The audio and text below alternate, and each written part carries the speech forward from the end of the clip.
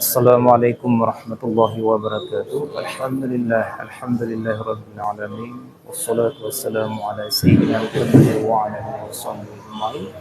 Puji dan syukur kita pertama sekali kepada Allah Subhanahu wa taala yang telah memberikan kesehatan, keberkahan, keselamatan, serta telah memberikan kepada kita dua buah nikmat yang paling besar, yaitu nikmat iman serta nikmat Islam, sehingga kita dapat berkumpul dalam satu ikatan, yaitu ikatan Gerakan Pejuang Subuh yang berada di dalam Kabupaten Biren yang sangat berbahagia.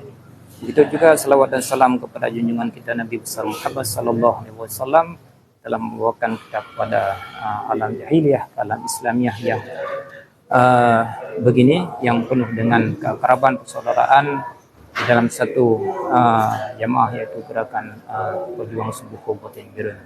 Kaum muslimin, saudara kami yang sangat berbahagia, marilah kita sama-sama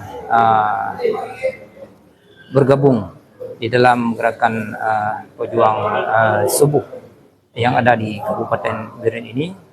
Di dalam GPS ini kita saling, yang pertama sekali adalah mengikatkan tali persaudaraan, kemudian kita saling bantu-membantu di dalam yang pertama sekali menuntut ilmu, kemudian saling membantu dalam taat kepada Allah Subhanahu wa taala. Karena orang-orang yang belajar satu ilmu di pagi-pagi hari sekali itu akan diberikan kelebihan Allah Subhanahu wa taala seperti lebih baik daripada orang yang salat sunat 1000 rakaat.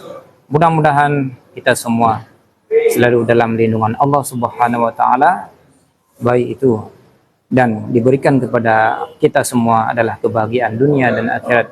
Amin amin ya rabbal alamin. Assalamualaikum warahmatullahi wabarakatuh.